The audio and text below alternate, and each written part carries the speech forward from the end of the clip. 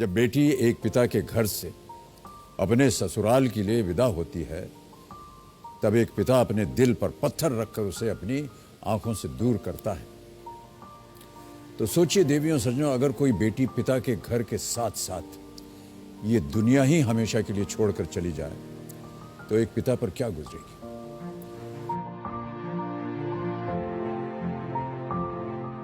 देवियों सज्जनों, वही पिता हैं हमारे आज के कर्मवीर श्याम सुंदर पालीवाल जी, जिन्होंने अपनी बेटी को खोकर भी पा लिया, उसे हमेशा अपने पास महसूस करने के लिए उसकी यादों को एक जीवन दे दिया। ग्रामीण विकास से अग्रसर पूर्व राष्ट्रपति स्वर्गीय एपीजे अब्दुल कलाम जी द्वारा निर्मल ग्राम अवार्ड से सम्मानित श्री श्याम सुंदर पालीवाल जी का तालियों के साथ अभिनंदन एवं स्वागत किया जाए।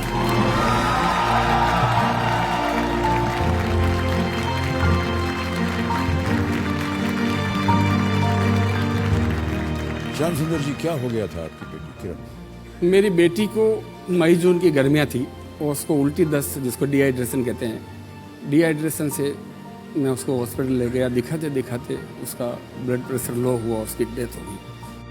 और 12 दिन के बाद जब मेरे घर वालों ने, मेरे गांव वालों ने जब मुझे कहा कि चलिए अब काम कीजिए, तो मैंने मेरी बेटी के नाम पर एक पेड़ लगाया, कदम का पौधा लगाया। और ये देखते देखते हमने सब बेटियों के नाम पर वृक्षारोपण शुरू किया। मैंने मेरी बेटी को याद करके, जी घर में बेटी हुई, किसी लड़के 4 लड़कियां हो गई और वो दुखी हुआ, तो हम सब लोग उसके घर गए। जाकर उसके घर पे थाली बजाई, कह रहे तू दुखी मत हो भाई, तेरे घर में लक्ष्मी आई है, चल हम 21,000 रुपये हम देते हैं, 10,000 आप दीजिए और आपकी बेटी के नाम पर 31,000 की एफडी करवा देते हैं। बेटी जब बालिग होगी तो उसको एक सपोर्ट हो जाएगा उसकी पढ़ाई में। कभी कोई समस्या आई इस दौरान? हर एक ग्राम पंचायत के पास चारागाह भूमि होती है और वो हजारों बीघा होती है। उन सरकारी जमीनों पर अतिक्रमण करके बैठा है, कोई खेती कर रहा है, अवैध माइनिंग कर रहा है, गांव का कचरा वहां डाला जा रहा है। मैंने सबसे पहले उस अतिक्रमणकारी को वहां से हटाने का, उसको बेदखल करने का काम किया। क्या बात है श्याम सुंदर जी, एक जीवन में एक शख्स जितना आपने किया एक भी नहीं काम कर पाता है। न जाने कहां से आपने प्रोत्साहित होकर के कितनी योजनाओं का आपने उद्घाटन कर दिया है। यानी पहले तो आपने बेटियों का काम किया, वृक्ष उगाने का काम शुरू कर दिया, पानी बचाव का काम शुरू कर दिया, फिर आपने रोजगार भी लगा दिए हैं। जितनी भी महिलाएं हैं एलोवेरा को उगा करके। इस शो के माध्यम से ये मैं संदेश देना चाहता हूं कि काम करते रहिए। आज देश को आवश्यकता है बेटी बचाने की, आज देश को आवश्यकता है पानी बचाने की, आज देश को आवश्यकता है पेड़ लगाने की और पेड़ों को बचाने की, आज आवश्यकता है सरकारी जमीनों को, चारागाह भूमि को बचाने की, और आज आवश्यकता है वन्य जीवों को बचाने की।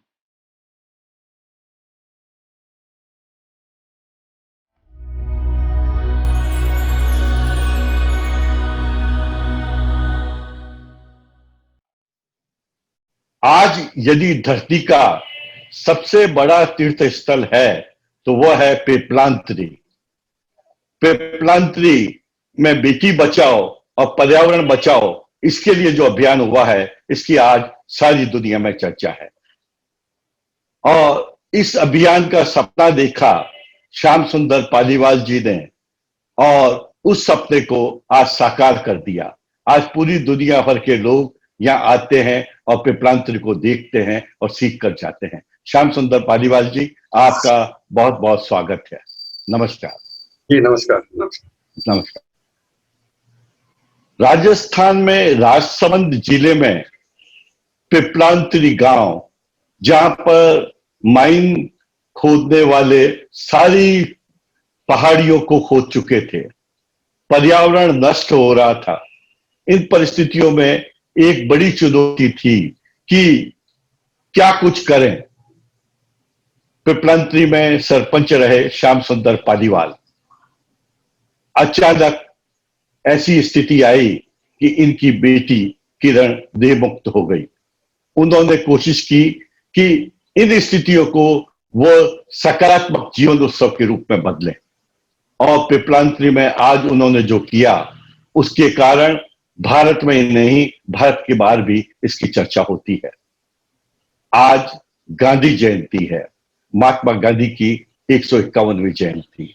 आज 116वीं जयंती है लाल बहादुर शास्त्री, जो हमारे पूर्व प्रधानमंत्री रहे। महात्मा गांधी ने इस देश को जो सपने दिए, जो सीख दी, उसकी पूरी दुनिया याद करती है। और लाल बहादुर शास्त्री ने कहा, जय जवान जय किसान। तो विश्व के जो पर्यावरण गुरु है, महिलाओं के लिए संघर्ष करने वाले श्याम सुंदर पालीवाल हैं, उनके साथ आज हमने ये कार्यक्रम क्यों प्रारंभ किया, ये सवाल आपके मन में होगा। कुछ समय पहले पालीवाल जी, आपको याद होगा, मिशन फार्मर साइंटिस्ट परिवार, जिसमें आप भी जुड़े रहे, उसका शुभारंभ हमने 2017 में किया।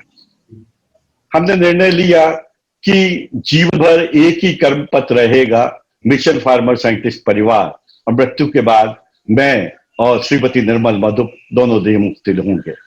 पर मन में कहीं न कहीं एक सवाल था कि पर्यावरण के लिए युद्ध हो रहा है, उसके लिए जीवन के 74वें वर्ष में भी मैं कुछ नहीं कर पाया। आपसे मैंने कहा, आप बोले, मधुप जी चिंता नहीं करिए, अपन पिपलांत्री में देश भर के पर्यावरण के योद्धा एकत्रित होंगे और अपन इस अभियान को प्रारंभ करेंगे। आज श्याम सुंदर पालीवाल जी के साथ पूरी दुनिया में हम एक नए परिवार का शंखनाद करते हैं, जिसका नाम होगा मिशन पर्यावरण योद्धा परिवार। मिशन पर्यावरण योद्धा परिवार प्रिंट मीडिया से, इलेक्ट्रॉनिक मीडिया से दुनिया भर के लोगों के साथ जुड़कर कार्य करेगा। जैसे मिशन फार्मर साइंटिस्ट परिवार है और जैसे यह परिवार होगा, इसका कोई भी अध्यक्ष नहीं होगा, कोई पदाधिकारी नहीं होगा, कोई भी पूंजी नहीं होगी। हम प्रणेता के रूप में भले मैं ही रहूं, फाउंडर के रूप में, परंतु यह परिवार ऐसा परिवार होगा जो दुनिया में नया इतिहास बनाएगा। इसके लिए सबसे पूज्य प्रेरणादायक जमीन पिपलांत्री हो सकती है। पिपलांत्री जो आज पूरी दुनिया को बताती है, बेटी हो जाए तो आप समझिए उसको आगे बढ़ाने से गांव बढ़ेगा, देश बढ़ेगा, दुनिया बढ़ेगा। श्याम सुंदर पालीवाल जी, आपसे बात प्रारंभ करें इसके पहले मैं उम्मीद करता हूं कि आज इस परिवार की घोषणा की गई है, मिशन पर्यावरण योद्धा परिवार पिपलांत्री में, उसके बारे में आप कुछ कहें कि अपन मिलकर कैसे कार्य करेंगे। देखिए, मैं बहुत भाग्यशाली हूं कि मधु साहब का, आपका मार्गदर्शन हमें मिलता है। आप इतना स्नेह, इतना प्यार हम लोगों को, हमको बच्चों की तरफ आप देते हैं, और हम तो बहुत भाग्यशाली हैं कि मेरे गांव के लोगों ने, गरीब लोगों ने, मेरे गांव के कमजोर लोगों ने जो जल संरक्षण, वृक्षारोपण, बेटी और इस क्षेत्र में किया है, वो आज हमें आप लोगों से रूबरू होने का मौका दे रही है। आपने मुझे कहा था कि पिपलांत्री में हम करना चाहते हैं, और मुझे उस दिन लगा कि देखिए कितना बड़ा काम मेरे गांव में होने जा रहा है। और आज गांधी जयंती के दिन इसके शुभारंभ आपके हाथों हो रहा है, आपका मार्गदर्शन में ये काम हो रहा है। तो ये बहुत पुण्य का काम मेरे गांव के लोगों के माध्यम से हुआ है, जिसकी वजह से मुझे भी आपके सामने बैठने का अवसर मिल रहा है। तो आपने कहा था कि अपन पिपलांत्री शुरू करें, तो पिपलांत्री से ये जब कोविड वाला मामला जब खत्म होता है, तो पिपलांत्री में पूरे देश भर के, और देश ही नहीं दुनिया भर के जो जल संरक्षण, वृक्षारोपण, बेटी, पानी, पेड़, गोचर भूमि और वन्य जीवों को बचाने पर जो लोग काम कर रहे हैं, उनका एक सम्मेलन आयोजित किया करने की इच्छा है आपके मार्गदर्शन में। और उनसे सुझाव लेकर कुछ हमसे सीखे, कुछ हमें सिखाए, और इस क्षेत्र में काम करने वाले लोगों को एक मंच पर लाकर विचारों का आदान प्रदान करें। अच्छे पेड़ों की प्रदर्शनियां वहां लगाएं, जो लुप्त प्रजाति के पेड़ हैं। नदियों को कैसे पुनर्जीवित करें, उस पर काम कर सकते हैं। बेटियों को कैसे सम्मान दे सकते हैं। तो ये सब काम पिपलांत्री से शुरू हो तो मैं मानता हूँ बहुत भाग्यशाली हूँ, और ये होगा जब आपका आदेश है तो बिल्कुल होना ही है। मिशन पर्यावरण योद्धा परिवार के साथियों, इस परिवार से भले ही जब तक मैं जीवित हूं, जुड़ा हुआ हूं, परंतु इसका पता पिपलांत्री रहेगा, जो दुनिया का सबसे बड़ा तीर्थ स्थल है, और श्याम सुंदर जी पालीवाल, इनका सहयोग जब जीवन पर्यंत रहेगा। अब बात शुरू करते हैं पिपलांत्री की यात्रा से। प्रधानमंत्री हो, अमिताभ बच्चन का कौन बनेगा करोड़पति हो, जोश की वार्ता हो, हाल ही में न्यूयॉर्क टाइम्स की चर्चा हो, कई फीचर फिल्में बनने की बातें हो, सब पिपलांत्री पे हो रही है। राजस्थान सरकार के शिक्षा के पाठ्यक्रम में भी पिपलांत्री को जोड़ा गया है। सर्वप्रथम पालीवाल जी, हम जानना चाहेंगे संक्षेप में आपकी जीवन यात्रा के बारे में। कहाँ आप जन्मे, कैसे आपने कार्य किया और कैसे आप यहाँ तक पहुंचे? मैं पिपलांत्री, राजसमंद जिले का एक गांव है पिपलांत्री पंचायत है। उस पिपलांत्री ग्राम पंचायत का गांव है मोरवल। वहां पर मेरा जन्म हुआ है। हम 8 भाई बहन हैं, हम 6 भाई हैं। 6 भाइयों में सबसे छोटा हूँ, मेरे से छोटी 2 बहनें हैं। और एक किसान परिवार में मेरा जन्म हुआ है। अब किसान, पहाड़ी क्षेत्र में किसान के मेरे पिताजी खेती करते करते हम लोगों को पाल पोस कर उन्हें बड़ा किया। और यहाँ इनकम के सोर्स नहीं थे, जमीनें कम थी, तो हम लोग यहाँ से इंदौर, अहमदाबाद मजदूरी करने गए। पूरे घूम घूम कर जहाँ भी जो मजदूरी मिलती थी उसमें करके हम लोगों ने जीवन यापन किया। और काम करते करते मुझे लगा कि ये मेरी मंजिल नहीं है। मेरी मंजिल मेरा गांव है, जहाँ पर मैं कुछ काम कर सकूं। तो मैं यहाँ चुनाव लड़ा। एक चुनाव में हार गया, फिर दूसरी बार मुझे चुनाव लड़ने का मौका मिला, तो वहाँ की जनता ने मेरे अनुभव को देखकर मुझे बहुत अच्छे वोटों से वहां पर चुनाव जिताया। और चुनाव जीतने के बाद मुझे लगा कि मुझे कुछ नवाचार करना चाहिए। सिर्फ सीसी सड़कें, सामुदायिक भवन और इस तरह के काम नहीं, कुछ नया करना चाहिए। तो मैंने उस समय सरकार की विभिन्न योजनाओं के माध्यम से, जब अटल जी प्रधानमंत्री थे, योजना शुरू की थी उन्होंने पानी के लिए सौजलधारा योजना। तो 10% पैसा जन सहयोग से इकट्ठा करना था, 90% तो उस स्कीम से हमने पूरे गांव को वाटर सप्लाई की स्कीमों से जोड़ा। स्वच्छता के क्षेत्र में मुझे लगा कि ये खुले में शौच डिब्बा लेकर जाने की प्रवृत्ति को बंद किया जाना चाहिए। मुझे कुछ आपके जैसे अनुभवी व्यक्तियों ने मुझे राय दी, उस पर काम किया। तो 2007 में हमें अब्दुल कलाम साहब के हाथों राष्ट्रपति पुरस्कार मिला। और वहीं से शुरुआत होती है कि जितने भी लोग काम करने वाले थे अलग अलग क्षेत्र में, वो लोग हमारे पास आए कि पालीवाल जी, आप ऊर्जावान है और इस तरह से काम कीजिए, हम बताते हैं। आप मार्गदर्शन उन लोगों ने किया और हम धीरे धीरे काम करते करते इस मंजिल पर पहुंचे। पर 2006 में जब मेरी बेटी गर्मियों में डिहाइड्रेशन से उसकी डेथ हो गई, तो बहुत बड़ा एक पहाड़ टूट पड़ा। और मुझे 12 दिन तक बेटी के उस विलाप में रहने के बाद, जब 12 दिन बाद जब मेरे परिवार वाले, मेरे गांव वाले मुझे ये कहकर घर से बाहर निकालते ही हैं कि भैया 12 दिन हो गए, ठीक है, अब काम धंधा करो, खेती बाड़ी करो, अपना जो भी काम है करो, तो मुझे ले जाया गया खेतों में। तो मैंने एक पेड़ हमारे गांव की सरकारी जमीनों पर चारागाह में बेटी की स्मृति में लगाया। और उस समय जितने भी लोग मेरे साथ थे, तो मुझे लगा कि क्यों नहीं एक बेटी के नाम पर पेड़ लगाया हमने, उसको अमर किया है, तो क्यों नहीं इस गांव में जितनी भी बेटियों का जन्म होता है, इस पर हम वृक्षारोपण करें और उनको अमर करने का काम करें, जिससे गांव के लोगों का जुड़ाव भी होगा और एक नवाचार होगा। तो हमने उस समय बेटियों के नाम पर, हर बेटी के नाम पर 111 पेड़ लगाने का तय किया। उस समय मेरे गांव की ग्राम पंचायत की पूरी टीम थी और अधिकारियों के साथ चर्चा हुई। और फिर हमारी जो चारागाह जमीनें हैं जो अतिक्रमणकारियों की कब्जे में होती है, आप देखिए राजस्थान की लगभग 12,500 ग्राम पंचायतें हैं। उन सब ग्राम पंचायतों के पास अपनी चारागाह भूमि है, गोचर भूमि है, अपनी जमीनें हैं। चाहे वो नाला कास्त हो सकती है, किस्म नाला हो सकती है, चारागाह हो सकती है, बिलानाम हो सकती है, या और कोई भी सरकारी जमीन हो। सरकारी जमीनों पर अतिक्रमणकारी कब्जे करके बैठता है और हम वृक्ष लगाने के लिए तरसते फिरते हैं, रास्ते चौड़े करने के लिए परेशान हो जाते हैं, स्कूलों के लिए खेल मैदान बनाने के लिए परेशान होते हैं। तो उस जमीनों को हमने अतिक्रमण मुक्त कराकर उसी में वृक्षारोपण करने का काम किया। तो अब देखिए, बेटी का सम्मान बढ़ा। फिर ये लगा कि बेटियां, पेड़ लगाने के लिए बेटियों को टोपले में पालने में लाया जा रहा है, तो वो बेटियां बहुत गरीब परिवार की है। तो मन में विचार आया कि इस बेटी के नाम पर कुछ फिक्स डिपॉजिट करवा दिया जाए जन्म के साथ साथ। तो जब बेटी बालिग होगी तो उसकी एक बड़ी मदद हो जाएगी। तो हमने तय किया कि एक बेटी के नाम पर 21,000 रुपये हम मांग कर लाएंगे, गाँव वाले इकट्ठा करेंगे और कुछ पैसा उसके परिवार से भी लेकर उसी बेटी के नाम पर फिक्स डिपॉजिट करवा दिया जाए। और 18 साल की उम्र तक वो बच्ची के परिवार वाले पैसा नहीं निकाले, इसके लिए पाबंद किया। एक शपथ पत्र लिया कि मैं बेटे और बेटी में फर्क महसूस नहीं करूंगा। मैं बेटी के जन्मदिन पर लगाए गए पौधों का एवं मेरी बेटी का समान रूप से पालन पोषण करूंगा। मैं बेटी को शिक्षा से वंचित नहीं रखूंगा। मैं बेटी का बाल विवाह नहीं करूंगा। इस तरह का एक शपथ पत्र स्टाम्प पेपर पर लेकर हम लोगों ने इसकी शुरुआत की। तो अब देखिए, बेटी बची, बेटी का सम्मान बढ़ा, आत्मनिर्भरता की तरफ बढ़ी। बेटी के जन्म पर हमारी चारागाह भूमियां जो अतिक्रमणकारियों के कब्जे में होती है, वहां वृक्षारोपण किया। तो हमारी चारागाह जमीनें बची, चारागाह जमीनों में वृक्षारोपण हुआ, तो पेड़ और बेटी साथ साथ पल रही है। फिर पेड़ों को पानी चाहिए, तो हमने जल संरक्षण के काम शुरू किए।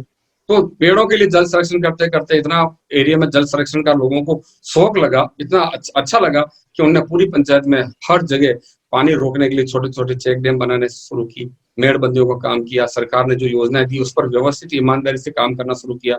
तो बेटी बची, पानी बचा, पेड़ बचे, गोचर भूमि बची। और जब ये सब काम हुआ, लोगों को ये समझाया गया कि हाँ, एक ना एक दिन हम सबको मरना है, और मरकर किसी न किसी योनि में जाएंगे। तो हो सकता है पक्षी बन गए तो इन्हीं पेड़ों पर बैठेंगे, तो वन्य जीव बचे, और वन्य जीव ये सब काम करके अब बेटी, पानी, पेड़, गोचर भूमि और वन्य जीवों को बचाकर जो लोगों को रोजगार मिला, प्राकृतिक आधारित रोजगार मिला। आज सैकड़ों की संख्या में, सैकड़ों नहीं हजारों की संख्या में आंवले के पौधे, पेड़ बन रहे हैं जिसमें फल आने शुरू हुए। हजारों की संख्या में बांस के पौधे लगे जो आगे रोजगार देने की योजना बना रहे हैं हम। एलोवेरा लगा लाखों की संख्या में, वहां पर एलोवेरा से आधारित उद्योग शुरू हो गया।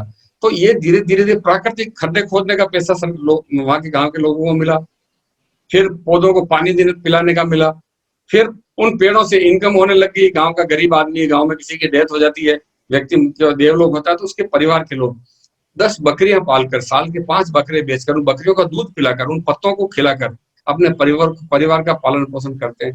तो इस तरह से प्रकृति के साथ जुड़कर इस गांव ने काम किया है, और मैं बहुत सौभाग्यशाली हूँ कि ये काम मेरे सरपंच रहते हुए मेरी बेटी की स्मृति में हुआ है। और आज पूरे देश की बेटियां इस गांव को अपना गांव समझती है। ये मेरे जैसे लोगों के लिए, मेरे जैसे छोटे से परिवार के, एक छोटे से गरीब परिवार के लोग इस तरह का काम करें, तो मैं मानता हूँ कि देश का हर एक सरपंच, हर एक व्यक्ति, जनप्रतिनिधि, हर अधिकारी अपने जन्मदिन पर साल में एक पौधा भी लगा दे, तो मैं मानता हूँ 130 करोड़ से ज्यादा हमारी जनसंख्या है, तो 130 करोड़ पेड़ लग जाएंगे। हम जितना पानी साल भर में पीते हैं, बरसात का उतना पानी स्टोरेज करते हैं, स्टोरेज नहीं कर सकते हो तो धरती माता को पिला दें, तो साल भर का पानी हमारे भरोसे नहीं रहना पड़ेगा। आज देखिए, पहाड़ों से बहकर सरकार अनलिमिटेड फंड ग्रामीण विकास को, पंचायत राज को दे रही है। अगर पहाड़ों से पानी बहकर, जहाँ पानी गिरता है, बरसात का छोटा सा नाला होता है, उस नाले से बड़े नाले में मिलता है, बड़े नाले से छोटी नदी में मिलता है, छोटी नदी से बड़ी नदी में मिलता है, और वो पानी आखिर में जाकर बाढ़ के रूप में उस एरिया का, उस क्षेत्र का उपजाऊ मिट्टी, आज देखिए मिट्टी कोई वैज्ञानिक मिट्टी नहीं बना रहा है, मिट्टी किसान या प्रकृति ही, मिट्टी का महत्व किसान ही समझ सकता है। उस उपजाऊ मिट्टी को, खाद वाली उपजाऊ मिट्टी को बहाकर समुद्र में ले जा रहा है। ये कब तक चलेगा? ये एक समय ऐसा आएगा, 100, 200, 1000, 2000, 5 साल, 5000 या उससे ज्यादा समय बाद, कि हमारी पृथ्वी मिट्टी रहित हो जाएगी और समुद्र में चली जाएगी। उस समय क्या होगा? इतनी बड़ी सोच कर मेरे गांव के लोगों ने आपसे प्रेरणा लेकर, आप जैसे और अनुभवी लोगों से प्रेरणा लेकर ये काम हमने 2005-6 में शुरू किया था। आज मेरे गांव में लगभग 4 लाख पौधे, पेड़ बन रहे हैं, और पेड़ों ने उन मलबे के पहाड़ों पर जो माइनिंग होती है, और माइनिंग के जो मलबे के पहाड़ खड़े होते हैं जिनमें मिट्टी नहीं होती है, मलबा, वेस्ट मलबा डाला जाता है और उसमें से काम के पत्थर निकाल के वो ले जाते हैं, उन पहाड़ों पर जड़ों ने ऐसी जालियां बना दी है कि वो खुद पेड़ों की मिट्टी, पेड़ों के पत्तों से खाद बन रहा है, मिट्टी बन रही है, और नीचे पानी जाता तो 500 फीट कुछ भी नहीं है, पर 500 फीट के ऊपर पेड़ों ने अपने को चलाने के लिए जड़ों का जाल बुन दिया है, और वहां जंगल खड़े हो गए। तो ये काम पिपलांत्री के लोगों ने सरकार की विभिन्न योजनाओं को आत्मसात करते हुए, सरकार की योजनाओं को ये समझते हुए कि सरकार ने मेरे गांव के लिए योजना बनाई है, इतना पैसा मेरे गांव के विकास के लिए दिया है, तो थोड़ा सा श्रमदान मैं मेरे गांव के लिए कर दूं। मेरा गांव मेरा ही है, मेरे बच्चे वहां पल पोस कर बड़े होने वाले हैं, मेरा जहाँ जन्म हुआ है, मेरे पिताजी का अंतिम संस्कार हुआ है, मेरी माता का अंतिम संस्कार हुआ है, मेरे माता पिता जिस धरती पर पूरा जीवन उन्होंने बिताया है, वो जमीन मेरे लिए सबसे बड़ा तीर्थ स्थान है। राम जन्मभूमि मेरे लिए तीर्थ स्थान हो सकती है, पुष्कर जी मेरे लिए तीर्थ स्थान है, कोई दो राय नहीं है, और उससे भी बड़ा तीर्थ स्थान मेरा गांव है, जहाँ पर मेरे पिताजी का जन्म हुआ है, मेरी माँ ने मुझे जन्म दिया है, जहाँ पर मेरी माँ का अंतिम संस्कार हुआ है, वो मेरे लिए सबसे बड़े देवता है।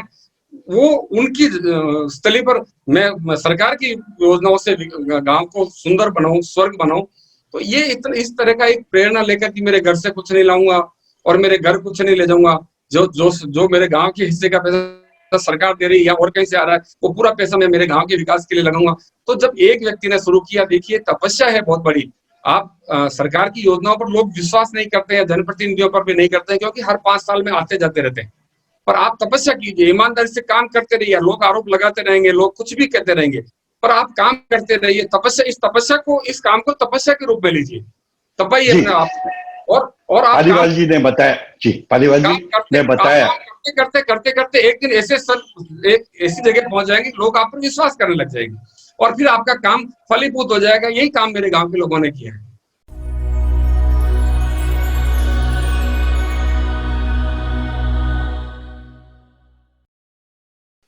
ईमानदारी से कर्म क्षेत्र हो और ये तय कर लें कि गांव के लिए अपने को कार्य करना है। दुनिया का जो सबसे बड़ा तीर्थ स्थल है पिपलांतरी, वहां पर सबसे पहले दुनिया में घटना है कि वहां पर बेटियां जब पैदा होती हैं तो गांव के लोग इकट्ठे होकर थालियां बजाते। जब 111 पौधे एक बेटी के जन्म पर लगाए जाते हैं, उन पौधों को बेटियां परिवार वाले ही आगे बढ़ाते हैं, पालते हैं। और जब राखी होती है, रक्षाबंधन होता है, तो उस पर राखी बांधी जाती है। पर पालीवाल जी, सब कुछ होता है, पर आजकल दुनिया में दिखावा भी बहुत होता है। बेटी हो गई, थाली बज गई, वो आपने पौधे लगाए, वो बड़े हो गए। बेटियों की शिक्षा के लिए, उनके विवाह के लिए और भविष्य में कष्ट के लिए, इनके लिए भी आप कुछ करते हैं क्या? ये हम लोग आज मेरे गांव की बेटियां जिनके जन्मदिन पर पेड़ लगे पौधे लगाए जाते हैं, वो पौधे बड़े हो रहे हैं और बेटियां उनको रक्षा सूत्र बांधकर राखी के दिन 2 दिन पहले राखी पर पेड़ बांधकर ये मैसेज देती है कि ये पौधे मेरे माता पिता ने मेरे जन्मदिन पर लगाए थे और मुझे भी जन्म मेरे माता पिता ने दिया, इस नाते पेड़ मेरा भाई है। मैं मेरे भाई को राखी बांधने से पहले इन पेड़ों को राखी बांधती हूँ, उसको बचाने का संकल्प लेती हूँ। ये मैसेज पूरे विश्व समुदाय को देती है। अब बेटियां स्कूल जा रही है, बेटियां शिक्षित हो रही है, बेटियां आत्मनिर्भर हो रही है, बेटियों का सम्मान बढ़ रहा है। और जब वो बेटियां अपने रिश्तेदारी में कहीं जाती है, दूसरे गांव की दूसरे जिले के लड़कियों के साथ जब बैठती है तो उनको सम्मान मिलता है। देखो कैपेसिटी बिल्डिंग हो रही है, लोगों का विश्वास जग रहा है प्रकृति के प्रति, बेटी के प्रति। आज देखिए ना देश में किस तरह की घटनाएं अभी उत्तर प्रदेश में हुई है, दिल्ली में हुई है। उस घटनाओं के सामने एक विकलांग जैसा एक उदाहरण है कि बेटियों के जन्म पर वास्तव में खुशियां मनाई जाती है। तो ये सच्चाई है बिल्कुल, और इस सच्चाई को हम लोगों ने जागृत किया है कि नहीं आपको ये करना पड़ेगा। बेटी नहीं होगी तो मानव समाज को आगे कैसे बढ़ाएंगे। आज हर समाज में लड़कियों की कमी हो रही है, ये इंसानों की देन है जिसने लड़कियों को गर्भ में मारा है। तो ये लोगों को जागरूक करने की एक तरीका है जो हम लोगों ने शुरू किया था और आज सबके सामने एक उदाहरण बनकर पेश हुआ है। और बच्चों पालीवाल जी ने बताया कि दुनिया में जी, पालीवाल जी ने बताया कि दुनिया में पर्यावरण के क्षेत्र में तो काम कर ही रहे हैं। बेटियों के साथ जो दमन होता है, अत्याचार होता है और पूरी मानवता शर्मिंदा होती है। यदि पर्यावरण से सीख लें, पिपलांतरी से सीख लें, तो मेरे ख्याल से बहुत बड़ा परिवर्तन आएगा। मैं जब से दिनों इनके गांव में गया था, कुछ महीने हो गए, तब फीचर फिल्म बनाने के लिए एक टीम वहां पर आई हुई थी। दुनिया भर की फिल्मों की, डॉक्यूमेंट्री की टीमें आती रहती हैं। हाल ही न्यूयॉर्क टाइम्स ने भी पिपलांतरी के प्रयोग की चर्चा की। अमिताभ बच्चन का कौन बनेगा करोड़पति, अक्षय कुमार, जोश वार्ता और प्रधानमंत्री जी सब भी इनकी सराहना करते हैं।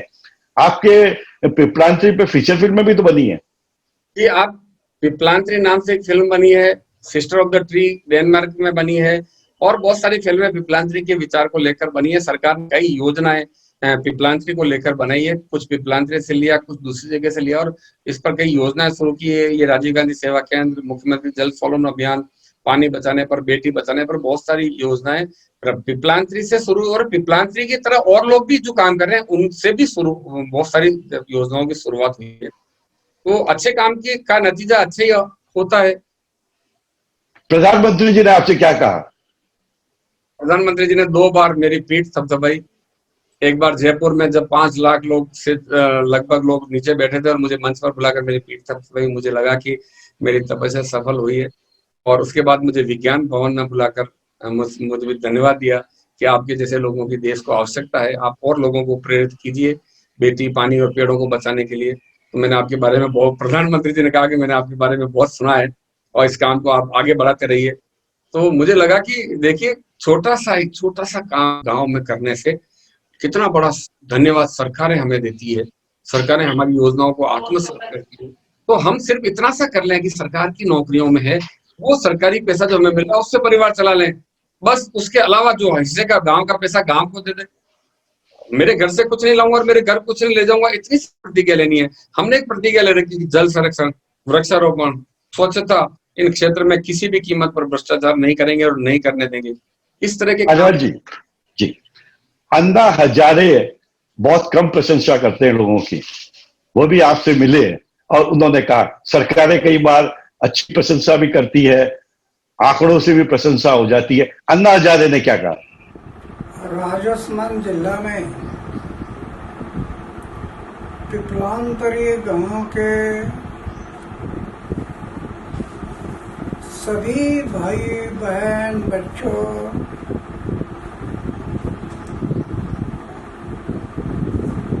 श्याम सुंदर पालीवाल के नेतृत्व में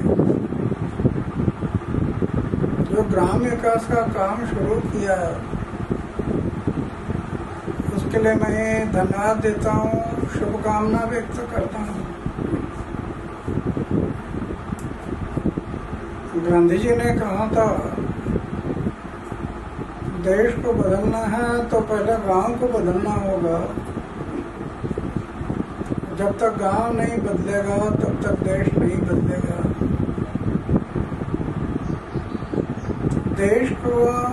देश की सेवा, देश का काम करना गांव से करना, और वो पिपलांतरी में जो शुरू हुआ है वो मुझे बहुत महत्वपूर्ण लगा। अन्ना हजारे साहब मुझे अपने मैं क्या कहूँ, मुझे बेटे के रूप में सम्मान देते हैं, मुझे इस तरह से मार्गदर्शन करते हैं कि जैसे बाप पिता पुत्र को देता है। अभी कुछ दिन पहले उनका फोन आया था, मेरी उनसे बात हुई थी, तो उन्होंने कहा कि पालीवाल जी अपने को इस प्रकृति के लिए जीना है, इस समाज के लिए जीना है, और हमें ईमानदारी से इस कोयले की खान में से पवित्र होकर हम बगैर दाग लगाए कैसे निकल सकते हैं, इस तरह का मार्गदर्शन करते हैं। और हमने रालेगण से भी अन्ना हजारे साहब के गांव को आदर्श मानकर, अन्ना हजारे साहब को आदर्श मानकर इस काम की शुरुआत की है। अन्ना हजारे साहब के गांव में अगर कोई व्यक्ति आज राजस्थान से जाता है तो वो सबसे पहले ये कहते हैं कि आप इतने दूर क्यों आए हो, आप जाइए ना पिपलांतरी, वहाँ पालीवाल जी काम कर रहे हैं, हमारी टीम के मेंबर काम कर रहे हैं, आप वहाँ देखिए और वहाँ हेल्प कीजिए और वहां से सीख कर अपने अपने क्षेत्र में काम कीजिए। ये मेरे लिए बहुत बड़ी उपलब्धि है। अक्षय कुमार जी ने किसान वैज्ञानिकों का भी बहुत सम्मान किया और साथ ही आपका भी बहुत किया, वो अनुभव कैसा रहा? मुझे एक दिन पहले फोन आता है कि कल आपको अक्षय कुमार के साथ मंच पर बैठना है, बात करनी है, तो मुझे अच्छा लगा। मैं गया उनसे और उन्होंने एक फिल्म बनाने के लिए बात कही कि मैं बेटियों के और पेड़ों को लेकर फिल्म बनाना चाहता हूँ, मैं लखपति किसान को लेकर फिल्म बनाना चाहता हूँ, मैं आपसे मिलूंगा। और उन्होंने पूरे देश से विनती की है, निवेदन किया है कि हर व्यक्ति अपनी बेटियों के जन्म पर पेड़ लगाए, इस परंपरा को आगे बढ़ाए। बहुत बहुत अच्छा महसूस होता है, बहुत खुशी होती है कि इतनी बड़ी सेलिब्रिटी के साथ जब बैठकर हमारे विचार वो सुनते हैं और उसको आगे बढ़ाने के लिए मदद करते हैं, तो मैं मानता हूँ कि इस तरह की तपस्या करनी चाहिए। जी, अमिताभ बच्चन ने कौन बनेगा करोड़पति में आपको बुलाया और देश ने आपको जाना। साक्षी तंवर उस समय आपके साथ थी, सवाल पूछे जाते हैं, मेरे ख्याल शिक्षा भी आपने ज्यादा नहीं ली, चुनौती थी, अच्छी राशि आपने जीती। वह अनुभव संक्षेप में बताएं और यह बताएं कि पर्यावरण और जो पिपलांतरी में आप काम कर रहे हैं उसमें अमिताभ बच्चन क्या योगदान देंगे, क्या योगदान होगा? मुझे ऐसे ही फोन आता है सोनी टीवी से कि हम आपके कामों को आगे बढ़ाना चाहते हैं, प्रोत्साहित करना चाहते हैं, आप अमिताभ बच्चन के साथ, एबी के साथ, आप एबी के साथ हॉट सीट पर बैठेंगे। तो मैं समझा नहीं, मैंने कहा एबी कौन है, मुझे समझाइए कि अमिताभ बच्चन के साथ आप कौन करोड़पति देखा है? मैंने कहा हाँ मैंने देखा है। तो मुझे लगा कि हाँ बिल्कुल, क्यों नहीं बैठना चाहेंगे, अगर वहाँ आप हमें बुलाते हैं और हमारी बात को सुनते हैं तो मेरे लिए बहुत बड़ी खुशी की बात होगी। उस बात को लेकर उनकी टीम मेरे गांव में आई, हमारे यहाँ के कलेक्टर, एसपी अधिकारियों से मिली और उन लोगों से ये तय किया कि कहीं ऐसा तो नहीं कि ये जो झूठा प्रचार प्रसार हो रहा है। तो उन लोगों ने कलेक्टर एसपी का इंटरव्यू लिया। उसके बाद मेरे गांव में मेरे कामों को लगातार 3 बार मुंबई से आकर अलग अलग समय पर उसको शूट किया, कामों को रिकॉर्ड किया और फिर मुझे मुंबई बुलाया। एक बार कार्यक्रम क्या अमिताभ बच्चन के स्वास्थ्य ठीक नहीं होने की वजह से कैंसिल हो गया, फिर दूसरी बार बुलाया और मुझे लगा कि अमिताभ बच्चन जैसी शख्सियत, देखिए आप अलग अलग शख्सियत है, देश के प्रधानमंत्री जी की अलग शख्सियत, अमिताभ बच्चन की बहुत अलग तरह की शख्सियत है।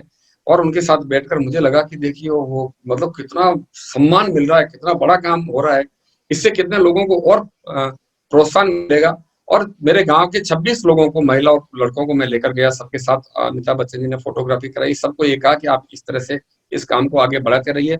और मैं समय समय मुझे मेरी भी इच्छा है कि मैं आपके गांव में आऊं, और मुझे पूरा विश्वास था कि अगर ये कोविड वाली समस्या नहीं आती तो इस राखी पर हम अमिताभ बच्चन जी को बुलाकर नाम से, बच्चों के नाम से पेड़ लगवा। मेरे ख्याल से आज जब अपन ने मिशन पर्यावरण योद्धा परिवार बनाया तो उम्मीद करते हैं कि देश भर के जो पर्यावरण के योद्धा हैं जब एकत्रित होंगे पिपलांतरी में, उस समय अगर अमिताभ बच्चन आए और संवाद करें तो अपना कार्य का और ज्यादा प्रसार होगा।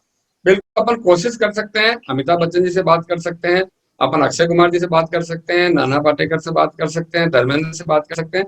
हम अपन एक इस प्रकृति की सेवा के उद्देश्य को लेकर हम किसी के साथ जाएंगे तो कभी कोई मना नहीं करेगा। मैं तो ये मानता हूं कि हम देश के प्रधानमंत्री जी से चाहें कि हम जुड़कर इस पर्यावरण की समस्या को लेकर, मिशन पर्यावरण योद्धा को लेकर, तो उनसे भी समय लिया जा सकता है, देश के प्रधानमंत्री जी से भी लिया जा सकता है। थोड़ी सी मेहनत करने की आवश्यकता है। प्लेटफॉर्म हमारे सामने तैयार है, जमीनें हमारे सामने तैयार है, हमें सिर्फ बीजारोपण करना है, पौधे लगाने हैं, उसको बच्चों की तरह पालना है। और आपके जैसे एक अनुभवी हमारे मार्गदर्शक आप हैं, तो फिर मुझे लगता है कि हमें कोई परेशानी नहीं है। अब भाषण देने से काम नहीं चलेगा, हम अब विचार विमर्श करने से भी काम नहीं चलेगा। हम तो जैसे आपने मिशन ये फार्मर साइंटिस्ट का जब शुरू किया था, और वो मुझे बहुत प्रेरणा दी उस मिशन ने, कि कश्मीर का एक किसान जिसको आतंकवादी धमकाते हैं, उसको लालच देते हैं और वो कहता है कि नहीं, कश्मीर की समस्या गन से नहीं हल हो सकती है, उसको हल से ही, हल चलाकर उसका हल निकाला जा सकता है। तो फिर हमें भी कुदाली फावड़ा लेकर पौधे लगाने के लिए, पानी रोकने के लिए अब निकल जाना चाहिए। हमारे जीवन का एक दिन भी अगर निकल रहा है तो मैं मानता हूँ कि हमारा जीवन एक दिन आगे और बढ़ने वाला नहीं है हमारी निश्चित उम्र के बाद। तो हमें एक दिन भी खराब नहीं करके इस काम में लग जाना चाहिए। आइए हम सब मिलकर इस अभियान को शुरुआत कर दें बस। जी, उदयपुर के कृषि विश्वविद्यालय के कुलपति हैं प्रोफेसर नरेंद्र सिंह राठौड़। जब उप महानिदेशक शिक्षा थे आईसीआर में, तब उन्होंने कहा था कि मिशन पर्यावरण योद्धा जो बनेगा उनके लोगों के लिए और मिशन फार्मर साइंटिस्ट के लोगों को शिक्षा पाठ्यक्रम में जोड़ा जाना चाहिए। पिपलांतरी खुशी की बात है कि राजस्थान में पाठ्यक्रम में जोड़ा जा चुका है, इसके बारे में बताएं।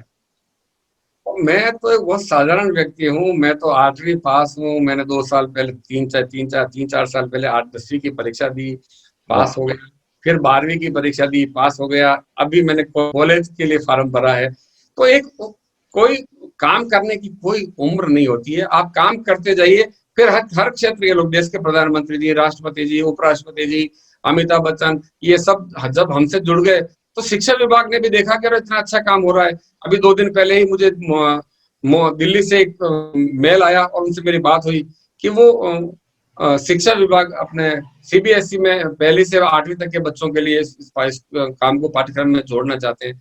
तो शिक्षा विभाग ने भी राजस्थान के बच्चों का मनोबल बढ़ाने के लिए, उनको समझाने के लिए 7वीं और 8वीं कक्षा में इस पाठ को जोड़ा है।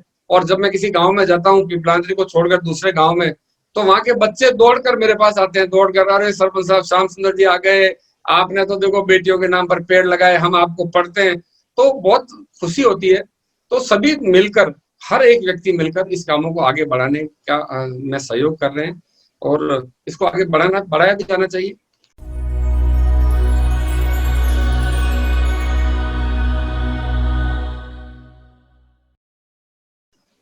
पालीवाल जी, मैं पिछले साल अगस्त सितंबर में यूके में था। उस समय आपके परिवार की चर्चा थी और लोग कहते थे कि राजस्थान में आएंगे तो निश्चित रूप से पिपलांतरी आएंगे। अभी हाल ही में न्यूयॉर्क टाइम्स ने भी पिपलांतरी के कार्य की चर्चा की, किस संदर्भ में की? पिपलांतरी ने एक कॉन्सेप्ट, एक विषय को लेकर काम किया, जोड़ा है कुछ। जैसे पिपलांतरी में बेटी, पानी, पेड़, गवर्नमेंट, सरकारी जमीनें और वन्य जीवों को लेकर जो काम किया है, वो आज पूरे प्रदेश में नहीं, पूरे विश्व के सामने एक उदाहरण पेश हुआ है।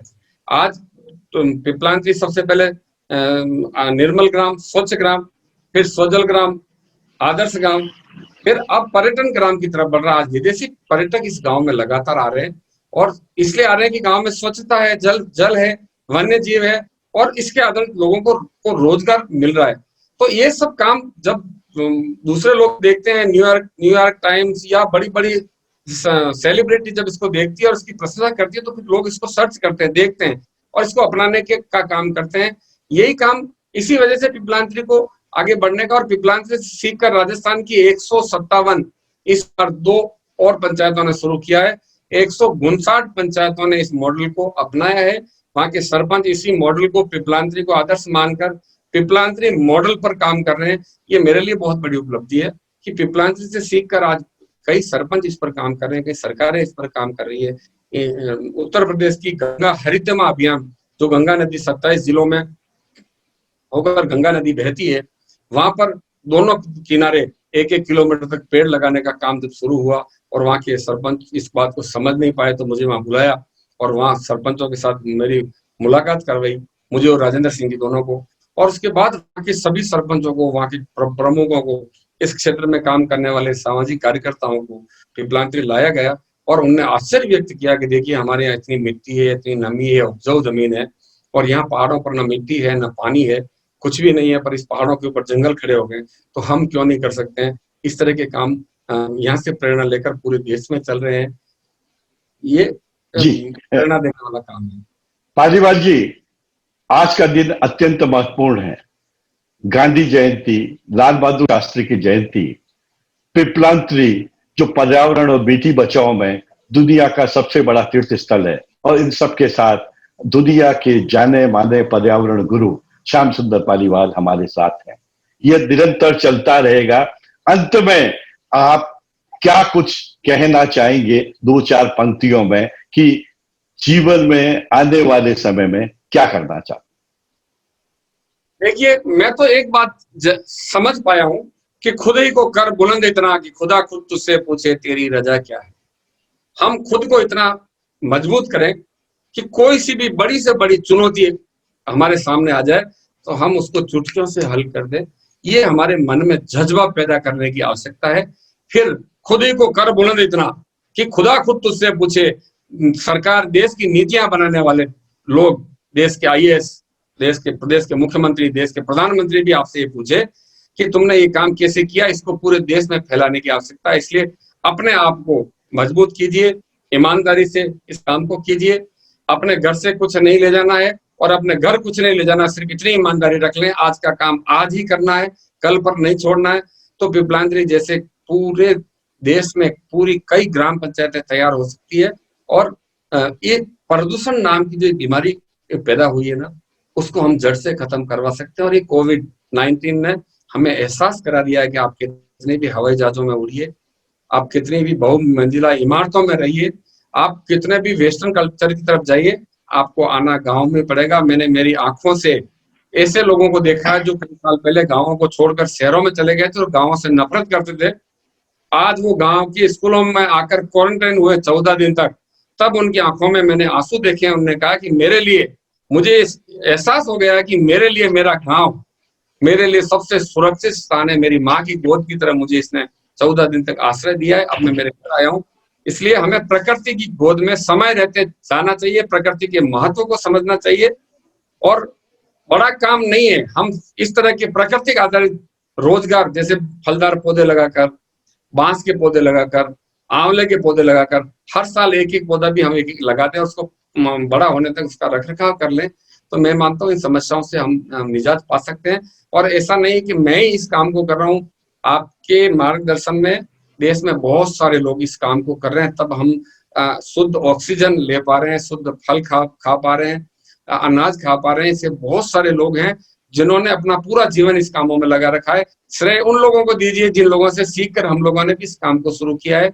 श्रेय अन्ना हजारे, श्रेय महेंद्र जी मधु, श्रेय उस किसान को जिसने गन नहीं पकड़कर हाथ में थामकर हल को थामा है। ऐसे लोगों को इस काम का श्रेय मिलना चाहिए। मैं तो निमित्त मात्र हूँ। आवश्यकता के अनुसार मेरे गांव के लोगों ने काम किया है, मेरे गांव के लोगों ने खड्डे खोदे हैं, मेरे गांव के लोगों ने चेक डैम बनाए, मेरे गांव के लोगों ने पौधे लगाए हैं। मैं तो एक माध्यम हूँ जिससे मेरा जीवन सुधर रहा है और मुझे ये काम, मेरे गांव वालों की वजह से मुझे सम्मान मिलता है। आपने मुझे इस लायक समझा कि आपके सामने बैठकर चर्चा कर मेरे मेरे माध्यम से लोगों को और ज्यादा प्रेरित करने का अवसर मिले। मैं बड़ा भाग्यशाली हूँ।